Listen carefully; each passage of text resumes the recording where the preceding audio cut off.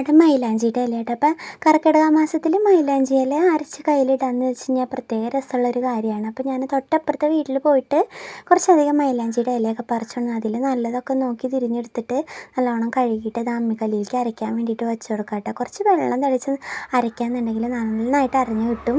അപ്പം അമ്മിയിൽ വെച്ചിട്ട് അരച്ച് കിട്ടുന്ന അത്രയും പെർഫെക്ഷൻ വേറെ ഒന്നിലും കിട്ടില്ല കേട്ടോ. അതുപോലെ തന്നെ ഈ ഒരു സമയത്ത് മൈലാഞ്ചി ഇല അരച്ചിടുമ്പോൾ തന്നെ പതിവിലും നല്ല കളറുണ്ടാവും മൈലാഞ്ചിക്ക്.